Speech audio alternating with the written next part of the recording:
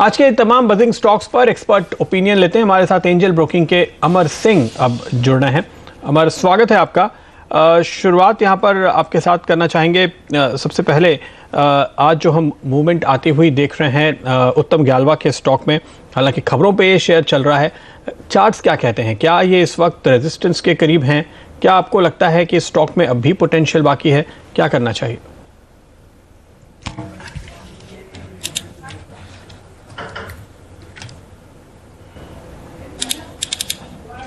उत्तम गालवा की बात करें तो उसमें आज जिस तरह की एक मूवमेंट हम लोगों ने देखी है 33 के लेवल्स पे, उसमें जो ट्रेडिंग चल रही है, तो हायर लेवल्स पे इसमें एक 35 टू 38 लेवल्स पे एक सेलिंग प्रेशर यहाँ दिखती है, शॉर्ट टर्म रेजिस्टेंस है। और ये जो आज हम लोगों ने मूवमेंट भी देखा है वो एक इवेंट स्पेसिफिक मूवमेंट है। तो इसका मतलब मार्केट्स में कितना फॉलो थ्रू होता है वो देखने वाली बात होगी। हायर लेवल्स पे 34-35 का ही अभी ये जहां ट्रेड कर रहा है 3370, 34-35 का एक रेजिस्टेंस लेवल है। तो मैं ये मानता हूं कि यहां कुछ जरूर प्रॉफिट बुकिंग देखने को मिलेगी। 35 लेवल्स के ऊपर सस्टेन करता है तब इसमें फर्दर अपसाइड एक्सपेक्ट किया जा सकता है टुवर्ड्स 42-43 लेवल्स। ओके, तो 35 का लेवल काफी इंपॉर्टेंट है और आज आप देखिए तो उसके ऊपर जाने की कोशिश की है पर कामयाब नहीं हुए हैं। इस बीच यूरोप खुल रहा है और चौथाई से आधे % के नुकसान के साथ जब हमारे मार्केट भी हाल के स्विंग हाइस के करीब रेजिस्टेंस लेते हुए नजर आए हैं, वहाँ ऐसा मानना चाहिए कि अब बाकी सेकेंड हाफ के दौरान शायद आप थोड़ा सा बाजार में कमजोरी का रुख देख सकते हैं, क्योंकि हम जो तेजी देख रहे थे हमने यूरोप के पीछे पीछे रफ्तार दिखाई है और अब अगर यूरोप कमज़ोर हो रहा है, अगर डाउ फ्यूचर्स नीचे आ रहे हैं, तो ये हमारे लिए भी अच्छे संकेत साबित नहीं होंगे। लेकिन कुछ और स्टॉक्स पे राय लेंगे आपसे। ऑटो एंसिलरीज एक और सेगमेंट जहां पर आप व्हील्स इंडिया, टालब्रोस, सोना कोयो जैसे तमाम स्टॉक्स में अच्छी खासी तेज़ी देख रहे हैं। क्या यहाँ पर आपको कुछ पसंद आता है जहाँ आप खरीद की राय दें? हाँ, व्हील्स इंडिया में एक बाइंग की जा सकती है। 1220 और 1230 के लेवल में इसमें बाइंग की जा सकती है।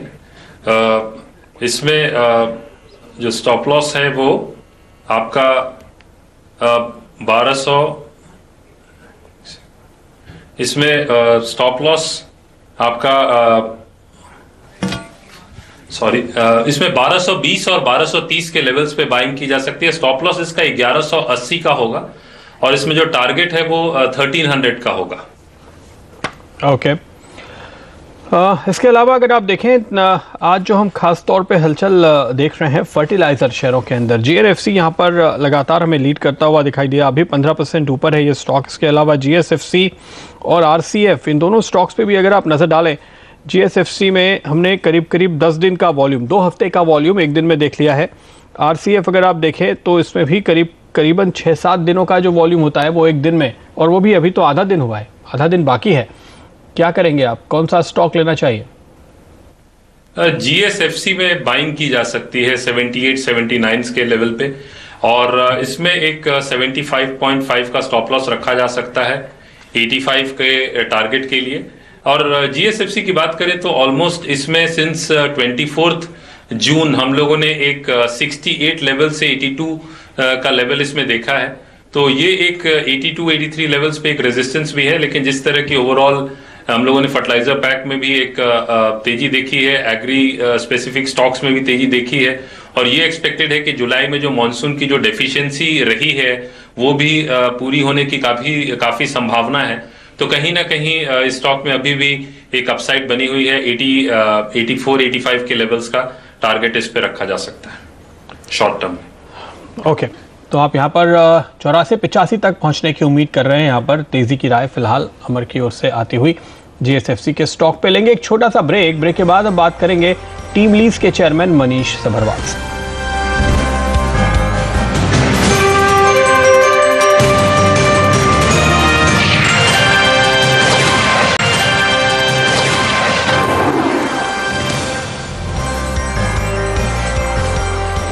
स्वागत है आपका एक बार फिर। बाजार इस वक्त मजबूत बने हुए हैं 8250 के ऊपर। हालांकि यूरोप से थोड़ा झटका लगा है तो उस पर आपको नजर रखनी चाहिए ट्रेडर्स के लिए कि यूरोप में अगर और गिरावट बढ़ती है तो उसकी वजह से हमारे मार्केट्स पर भी कुछ दबाव आता हुआ दिखाई दे सकता है आपको।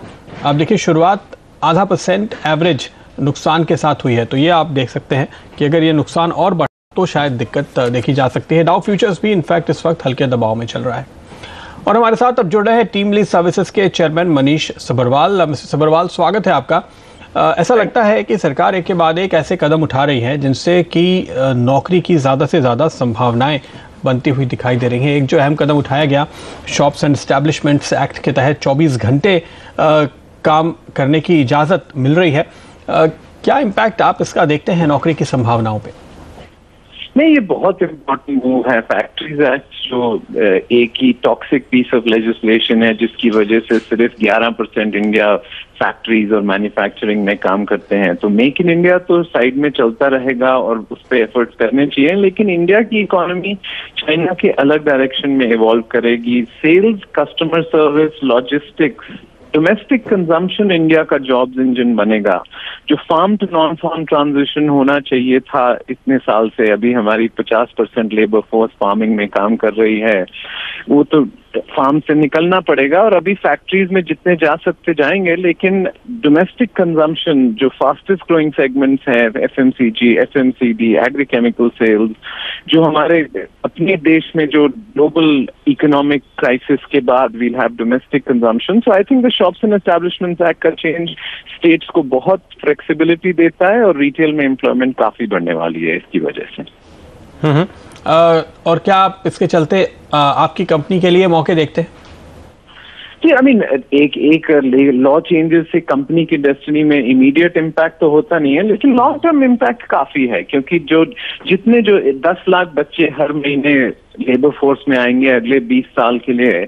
अब पिछले वो भटकते रहते थे इनफॉर्मल सेक्टर में, सो फॉर्मलाइजेशन जो रिटेल, सेल्स, कस्टमर सर्विस की इस शॉप्स एंड एस्टैब्लिशमेंट की वजह से होगी, तो इससे जो हमारा ग्रोथ रेट है वो तो और भी सस्टेन होगा और शायद एक्सेलरेट भी कर सकता है, लेकिन इमीडिएट शॉर्ट टर्म में नहीं, लेकिन अगले 1-2 साल में तो काफी फर्क पड़ेगा रिटेल एम्प्लॉयमेंट में और हमारे परफॉर्मेंस में। क्या आपको लगता है कि खासतौर पे इस बदलाव से महिलाओं के लिए बेहतर या बराबरी के मौके बनेंगे?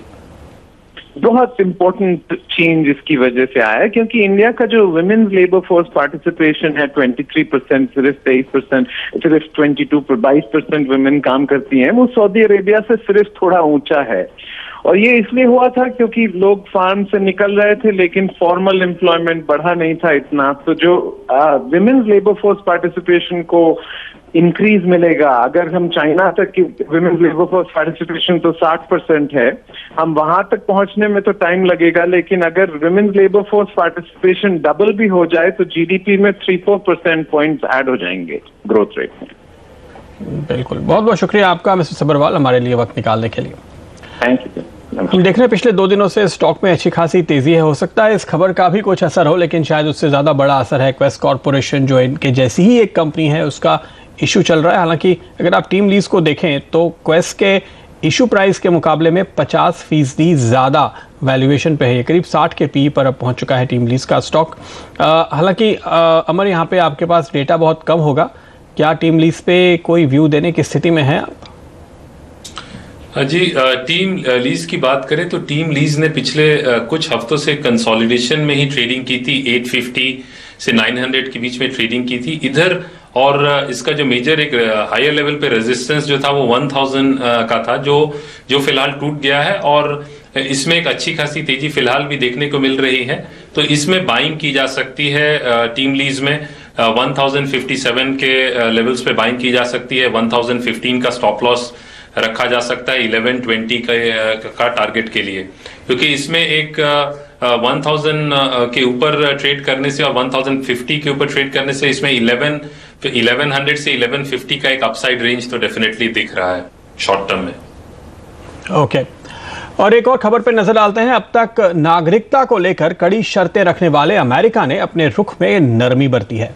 निवेश को बढ़ावा देने के लिए अमेरिका ने नया कदम उठाया है। चलते हैं हमारे सहयोगी डिम्पी के पास। डिम्पी, बताइए अमेरिका का ये नया अभियान क्या है और इससे कैसे निवेश को बढ़ावा मिल पाएगा? नया अभियान जो प्रदीप है वो तो काफ़ी सिंपल है। ये है कि निवेश करो और आप नागरिकता पालें अमेरिका की। वो इस वजह से क्योंकि अमेरिका इस समय इन्वेस्टमेंट्स देश में बढ़ाना चाहता है और EB-5 वीज़ा के तहत वो देश में उन इन्वेस्टर्स को बुला रहा है जो कि देश में पैसा लगा सके। रही बात नागरिकता को लेकर, तो जैसे जैसे इन्वेस्टमेंट होगी वैसे वैसे उनको नागरिकता भी मिलती जाएगी। कुल मिलाकर जो आंकड़ा है अभी तक का ये कहता है कि $5 लाख, जिसको हमने कन्वर्ट किया रुपए में तो करीब 3.25 करोड़ रुपए बनते हैं अगर आप इसका निवेश US में करते हैं। उनके कुछ एक जो प्रोजेक्ट उनके लिस्टेड प्रोजेक्ट्स है कि हाँ इसमें आप निवेश करेंगे तो आपको ग्रीन शू मिल जाएगा, यानी कि आपको नागरिकता वहाँ की मिल जाएगी। वो यहाँ पे अभी भी जारी है और अब तक कुल मिला के 1200 भारतीयों ने इसके लिए आवेदन किया है। अगर आप पिछले एक साल में देखें, यानी कि अक्टूबर 14 से लेकर सितंबर 15 तक का आंकड़ा देखें तो मात्र सिर्फ 111 ही इस तरह के पेड इनविटेशन जो है US की तरफ से भारत ने लगाए थे और मंजूर हुए हैं। लेकिन अब 1200 एप्लीकेशंस तो लग चुकी हैं और ध्यान रखें 1 अक्टूबर से इसके दाम बढ़ने वाले हैं, यानी कि इन्वेस्टमेंट की दर है वो बढ़ने वाली है। करीब 5.5 लाख के आसपास की दर हो जाएगी, 5.5 लाख, माफ कीजिए 5.5 करोड़ के आसपास की दर हो जाएगी, जिसमें आप निवेश करेंगे तब आपको नागरिकता मिलेगी। तो अब US ने एक नया पैतरा ये कह सकते हैं कि लगाया है जिससे वो अपने देश में निवेश बढ़ाना चाहता है और जो ल्यूरिंग फैक्टर है वो वहां की नागरिकता है। तो निवेश करो और नागरिकता पाओ, यह है नया नारा अमेरिका से आता हुआ। शुक्रिया डिम्पी आपका इस पूरे अपडेट के लिए। अमर आपसे भी इजाजत लेंगे, कोई डिस्क्लोजर्स आपके? जी कोई स्टॉक्स मैं होल्ड नहीं करता जिन पे मैंने बात की। शुक्रिया अमर आपका। लेंगे एक ब्रेक और ब्रेक के बाद ITL का अपडेट।